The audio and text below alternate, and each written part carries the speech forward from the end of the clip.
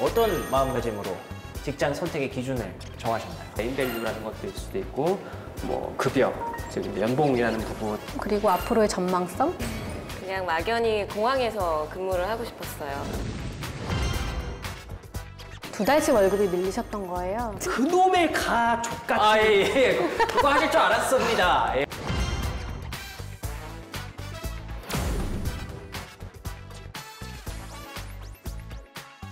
인사 담당자 마음에 불을 지르는 완성형 신입사원을 찾아라 인사불성. 안녕하세요, 박명석입니다. 오늘 함께해 주실 분들 소개해 드리겠습니다. 이상원 프로님 그리고 박서영 과장님 나오셨습니다. 안녕하세요. 반갑습니다. 자, 그리고 오늘 새로운 분이 또 인사불성을 찾아주셨는데요. 민정혜 이사님 나오셨습니다. 안녕하세요. 안녕하세요. 안녕하세요.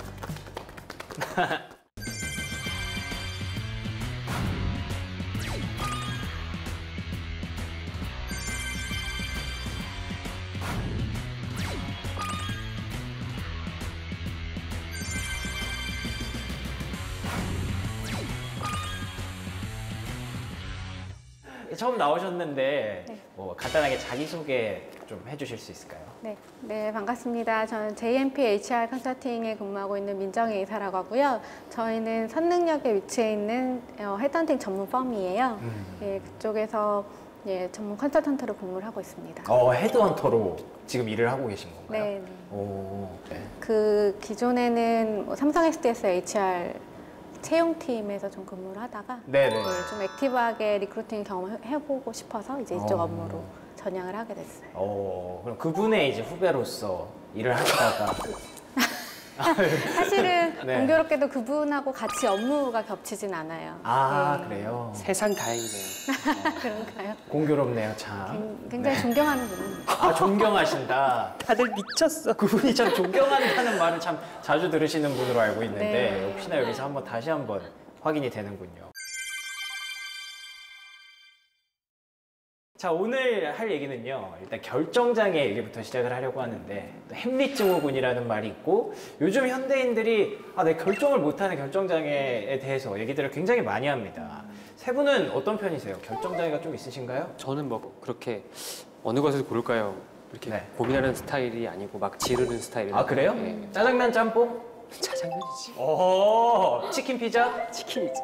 빠르시네요. 김성우, 손성길? 김성우. 네. 약간 멈칫했는데. 알겠습니다. 네. 두 분은 어떠세요? 결정장애. 저는 사실 예전에는 결정장애라는 걸 잘 못 느꼈거든요. 의사결정이 굉장히 빠른 편이라서. 근데 이제 나이를 먹으면서는 결정장애 좀 생긴 것 같아요. 그게 나이랑 관계가 있던가요? 예를 들어서 이제 손톱도 네. 제가 파란색을 할까 빨간색을 할까 계속 고민이 되다가 모르겠다 빨간색 파란색 다 해보자 라고 해서 그냥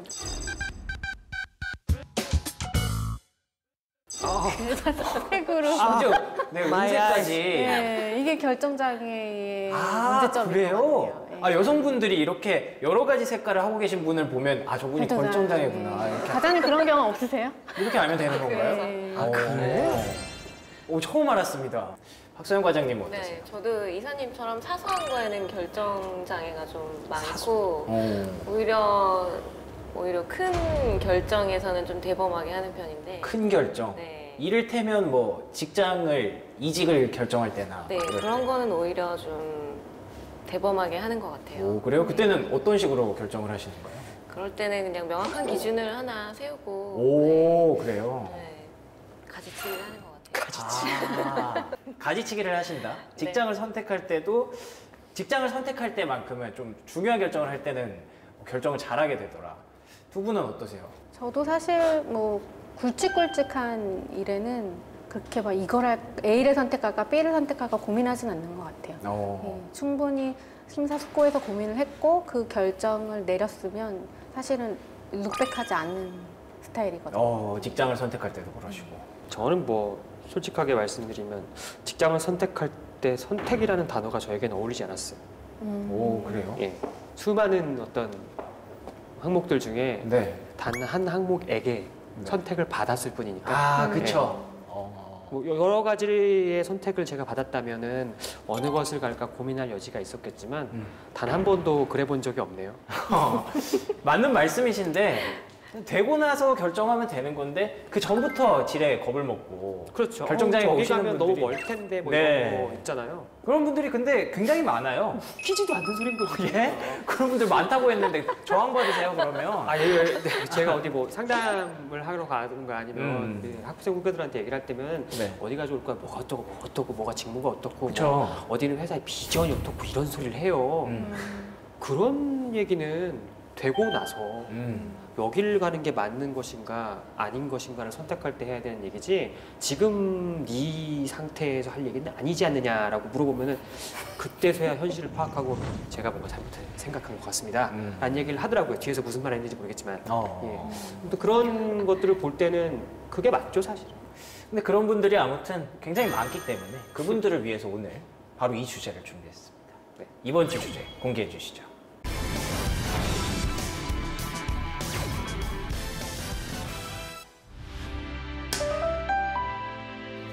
난 내가 하고 싶은 일을 선택하겠어.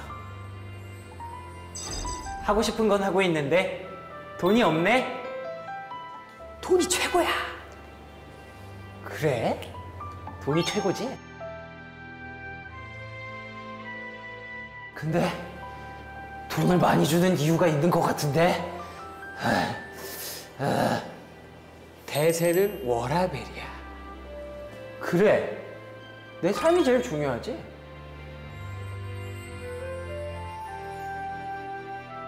야, 이제 워라벨은 지켜지는데 또 돈이 없네? 라이프를 즐길 돈이 없어.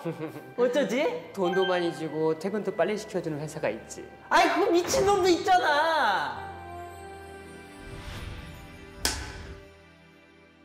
네, 이번 주 인사불성의 주제는 직장 선택의 기준이었습니다. 후회 없는 직장을 선택하기 위해서 어떤 점들을 확인하고 또 고려를 하는지 지금부터 차근차근 알아보도록 하겠습니다. 자, 근데 이게 또 취업하기 전이랑 후랑 굉장히 다를 것 같습니다. 세 분도 취준생 시절, 그때의 마음가짐과 지금의 이직할 때의 마음가짐이 굉장히 다를 것 같은데요. 취직하기 전에 취준생 시절에 네. 어떤 마음가짐으로 직장 선택의 기준을 정하셨나요? 선택을 했다는 아, 그렇죠. 말은 물론 선택을 받았겠지만 예, 어울리지 네. 않고요. 네. 선택을 받은 입장이라 하더라도 그래도 이런 회사에 갔으면 좋겠다. 그렇죠. 네. 저의 경우는 뭐 이런 말씀 드리기 상당히 민망하지만 간지의 영역이 멋. 여러 가지가 있겠잖아요. 예를 들어서 뭐 회사가 갖고 있는 네임밸류라는 것도 있을 수도 있고 뭐 급여, 즉 이제 연봉이라는 부분에 대해서도 어느 정도 네네. 수준 위치에 올라 있으며 두 개가 다 내네요. 두 개가 다예요. 그 두 개가 다. 급여와 예. 또 뭐라고 하죠? 회사의 네임밸류. 아, 결국 대기업이란 뜻인가요? 네, 그렇죠. 아, 왜 꼭 그렇게 대기업에 가고 싶으셨어요? 뭐 제가 일단 뭐 전문직이라는 어떤 전문성을 가진 직업에 종사하지 않고 있는 상황이다 보니까 어떤 소개팅 시장에서의 비교 우위를 이렇게 따졌을 때 이야. 그 정도가 못하면 이 정도는 돼야 그 시장 안에서의 어떤 그 우위라면 우위일 수도 있고 나름 경쟁력을 갖고 있지 않을까라고 생각했는데 쳐다보시는 앞에 두 분의 여성분께서 예. 나는 너를 혐오한다 쳐다보고 계시니까 세상 민망하네요. 이게 무슨 어쨌든 뭐 취준생 시절이니까. 예, 철없을 때니까요. 예, 그 철이 지금도 없네요. 그건 잘 모르겠지만 아무튼, 예, 어찌됐든 그때는 나름대로 대기업에 가고자 하는 명확한 목적이 있었다. 예. 그 시장에서의 내 비교 우위를 살리기 위해서. 네, 그렇습니다. 어떻게 좀 살던가요? 네, 좀 살아나던가요? 좀 살았죠. 뭐 썩 그렇게 궁금하진 않네요. 소개인 네, 내용들이. 네. 알겠습니다. 뭐 다 알고 있으니까. 네, 그러니까요. 워낙 말씀을 많이 하셔서. 네. 두 분은 혹시 취준생 시절에 어떤 기준을 갖고 계셨는지, 과장님은 어떤 기준이 중요하셨나요? 네, 저도 이 프로님처럼 명확한 기준이 있었던 것 같아요. 그래요? 네. 혹시 또 비슷한 같은 수준은 아니고 수준이 다르다. 선 갈랐어. 너와 나는 클래스가 다르다. 네, 저런 저급한 목적은 아니었고요. 예. 그렇군요. 네, 저는 좀 순진했던 것 같아요. 취준생 때 그냥 막연히 공항에서 근무를 하고 싶었어요. 그래서 그냥 이렇게 유니폼 입고 공항에서 멋있게 이렇게 고객을 응대하고 이런 업무를 해보고 싶었어요. 그래서 목적이 그거 하나였던 것 같아요. 공항 공항에서 멋있죠. 네, 예. 근무할 수 있는지 없는지. 저는 사실 그 당시에 이제 해외에서 있다가 한국으로 들어오는 그 시점이었거든요. 아. 네, 그래서 한국의 잡마켓에 대해서 전혀 이제 뭐 정보가 없었어요. 그래서 사실은 이제 헤드헌터를 통해서 이제 한국 마켓에 대해서 그런 정보를 좀 얻게 됐고 거기서 이제 제가 할 수 있는 좀 전문적인 영역을 찾자. 그리고 두 번째는 그러니까 외국어를 사용하는 환경에서 오. 계속 좀 노출이 되어서 일을 하고 싶어서 그거 두 개 그리고 앞으로의 전망성 이야. 그리고 이제 내가 이 일을 할 때 즐겁게 일할 수 있는지 그거를 좀 많이 참고를 했던 것 같아요. 취준생 시절에. 저렇게 얘기하면 내가 뭐가 돼?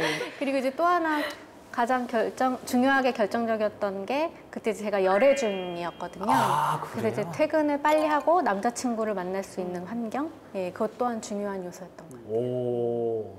보통 연애를 하고 있었다고 표현을 하시는데 열애를 하고 계셨다고. 굉장히 뜨거운 연애를 하고 계셨었나 봐요, 그때. 네, 그 당시에 이제 장거리 연애였어가지고 그래서 이제 제가 이제 그분과 결혼을 할 거라 생각을 하고 귀국을 했죠. 그분 이제 다른 분과 아들, 딸 놓고 잘 살고 계십니다. 예, 그렇군요. 네. 어찌됐든 다들 나름의 포인트가 있으셨군요. 소개팅을, 뭐, 어찌됐든 그쪽 시장에서 나의 가치를 올리고 싶어서 그쪽 시장이 뭔지는 모르겠습니다. 웨딩 마켓이라고 합시다. 예, 네, 알겠습니다. 그러니까 그 등급이 올라가고 싶은 그런 마음일까요? 예, 네. 그렇죠. 어느 정도 이상은 못 올라가니까. 그 회사 있잖아요, 결혼정보회사 등급 이런 것들. 4등급이었어요. 그렇군요. 알겠습니다. 그리고 이제 내가 동경하는 곳, 동경하는 어떤 유니폼, 자아실현 욕구, 그리고 마지막으로 열애를 위해서 퇴근이 빠른 곳 뿐만 아니라 이제 외국어를 사용할 수 있고 사용하고 앞으로 전망까지 굉장히 여러 가지를 이렇게 챙기셨던 것 같아요. 그러면 또 이제 지금은 또 어떤 기준을 갖고 계신지 굉장히 궁금합니다. 그래서 미리 저희가 조사를 했죠. 세 분이 어떤 기준으로 직장을 지금은 선택을 하시는지 3가지씩을 여쭤봤고요. 이걸 합쳐서 저희가 정리를 해봤습니다. 직장 선택 기준, 먼저 키워드부터 보여주시죠. 키워드는 연봉, 조직 문화, 교통, 워라밸, 인지도 이렇게 5개가 나왔는데요. 일단 첫 번째 키워드부터 살펴보도록 하겠습니다. 연봉입니다. 연봉.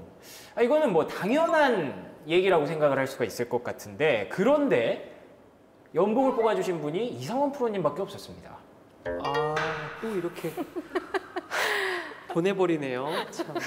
네, 취업 전에는 이제 소개팅 시장에서 나의 가치를 올리기 위해서, 네. 취업 후에는 이제 내 돈을 쫓아서 간다. 네. 현실적인 거죠. 그럼요. 네. 먹고 살아야 되잖아요. 그럼요. 먹고 사는 게 가장 중요한데요. 네. 그럼 어떤 기준을 갖고 계신가요?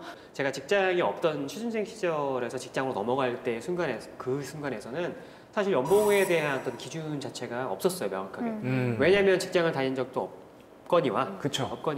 그때는 아무 생각이 없었고 이후에 다른 이직을 통해서 직장을 선택할 당시에는 직전 회사 연봉 대비 어느 정도 오를 것인가를 두고 생각을 했던 것 같고요.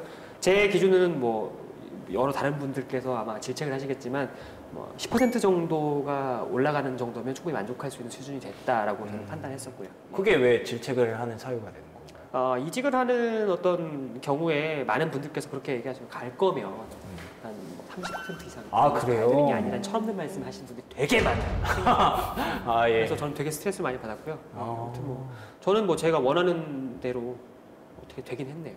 근데 두 분은 연봉을 꼽아주시지 않았는데 두 분은 연봉이 지금에서는 직업 선택에 있어서 그렇게 중요한 비중을 차지하지 않으시나 봐요? 사실은 제가 이제 헤드헌팅 업계로 전향을 하면서 네네. 저희는 이제 성과제로 연봉을 측정을 하고 있거든요. 그래서 자기가 열심히 한 만큼 퍼포먼스를 내면 거기에 맞는 연봉을 가져가는 구조이기 때문에 예, 사실은 이제 뭐 프로님께서 그러니까 이직을 하시면서 10% 이상의 연봉 인상하고는 사실 해당 사항이 없는. 그러네요. 그렇죠. 그거는 이제 신경 쓸 그런 기준이 안 되는 거군요. 이사님 입장에서는. 근데 이제 제 경우에 제가 뭐 진행을 했던 후보자분께서 네네.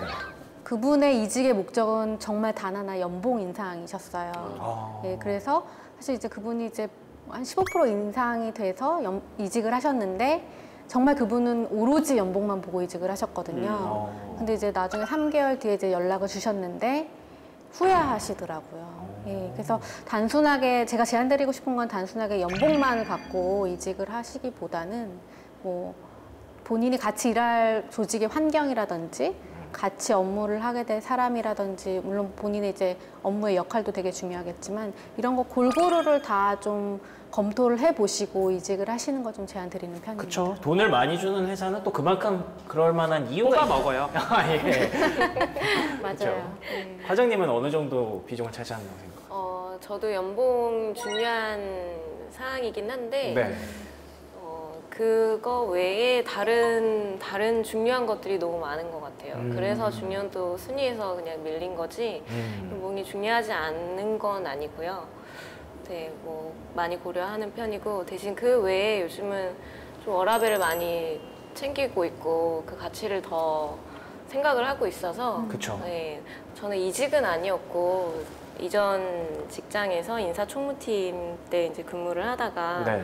영업부서에서 이제 제안이 와서 그 영업직은 그 말씀하신 성과급이 있잖아요. 네네. 그래서 그거에 혹해서 나도 할 수 있겠다. 나도 그런, 성과를 많이 낼 수 있을 것이다. 막연한 마음에 그렇게 보셨기 때문에 또 제안을 주신 게 아닐까. 자신감도 좀 생기고 해서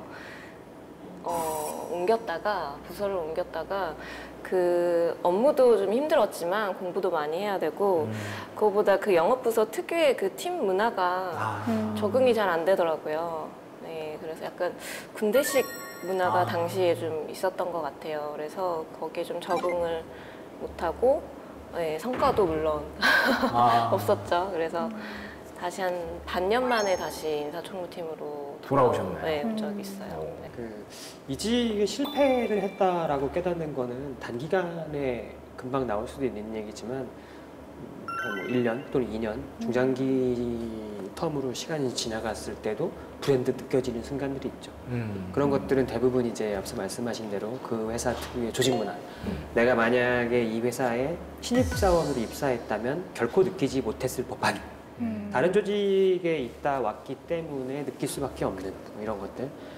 명령의 전달 체계라든지 일을 하는 방식이라든지 이런 것들을 이럴 거면 왜 나를 뽑았나라는 이런 생각이 들게 되더라고요. 후회도 늦었죠. 그때는 뭐 어떡하겠어요. 네. 그러면은 세 분은 아무리 높은 연봉을 이렇게 제시를 해도 내가 만족하지 않는 직무라든가 그런 환경이라면은 안 가겠다. 이렇게 생각을 하고 계신 건가요? 저는 그렇죠. 왜냐하면 뭐 모든 직장인들이 그렇지만 자기가 소속된 조직이나 집단에게 모두 로열티를 갖고 있는 건 아니잖아요. 누구나 불만이라든지 뭐 만족하지 못하는 것들이 있을 수 있죠. 근데 그런 것들을 극복하고 나갈 것이냐 아니면 뛰쳐나갈 것이냐를 선택하는 기로에 서 있는 거죠. 언제나. 그 고민은 정말 끝이 없는 고민인 것 같아요. 그러게요. 네. 다른 사람들은 자기가 하는 직무와 업무에 대해서 어떻게 하면 더 어떤 다른 방법을 쓰면 더 좋은 성과를 낼 수 있을까를 고민하는 순간에 나는 현실을 선택할 것이냐 아니면 다른 것들을 선택할 수 있는 그렇죠. 기회를 위해서 또 다른 노력을 기울여야 할 것인가를 고민하고 있으니 무엇이 더 효율적이고 생산적인 것인가를 고민하게 되네요. 지금. 사실은 뭐 연봉에서 주는 그런 만족감도 네네. 있겠지만 사실 그 외에서 직장 생활에서 만족감을 얻을 수 있는 방법들이 굉장히 많거든요. 그렇죠. 뭐 아까 말씀하신 조직의 로열티 이것도 네. 굉장히 중요한 것 같고요. 그래서 단순하게 연봉의 이슈만을 직장 내에서 행복으로 찾는 거는 좀 네네. 무리수가 있는 것 같아요. 근데 이사님께서 연봉에 있어서 이거 하나만큼은 꼭 짚고 넘어가야 된다 라고 강조해 주실 게 있다고 들었어요.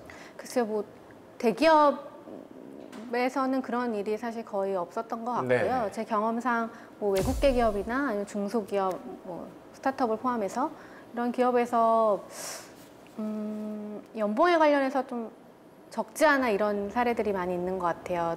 돈을 제때 지급을 안 하신다든지, 열정페이. 예, 아니시면 뭐 돈에 대해서 투명성이 굉장히 떨어지시는 그쵸. 기업들이 간혹가다 있으시더라고요. 근데 그런 사례가 적지가 않아요? 생각보다 조금 오. 있으세요. 최근에 이제 스타트업에 근무하시는 분이셨는데 네네. 2달치 월급이 밀리셨던 거예요. 그래서 이제 본인이 개발자셨는데 밤새도록 일하시면서 정말 회사에 뼈를 묻을 생각으로 그렇게 일을 하셨는데 2~3달치 월급을 못 받으셔가지고 예. 어떻게 사셔요? 월급쟁이가 월급이 없으면 어떻게 근데 살아요? 이제 말씀하신 것처럼 이제 대표님께서 열정페이를 계속 강조를 하셨대요. 그리고 조만간 우리 회사가 이제 상장이 되면 그때 이제 빵 터질 예정이니 조금만 기다려라로 얘기를 하신 것 같아요. 주식으로 나누어 줄게. 뭐 이런 맞아요. 예. 그래서 간혹 가다가 이제 서로 간의 그런 금전적인 약속 관계가 지켜지지 않는 경우를 좀 봤습니다. 와, 그런 거는 이제 법적 문제로 들어가야 되는 거 아닌가요? 그렇죠. 여러분들께 해드리고 싶은 말은 그런 경우가 발생된다면 법률사무소로 가세요. 노무사를 찾으시고요.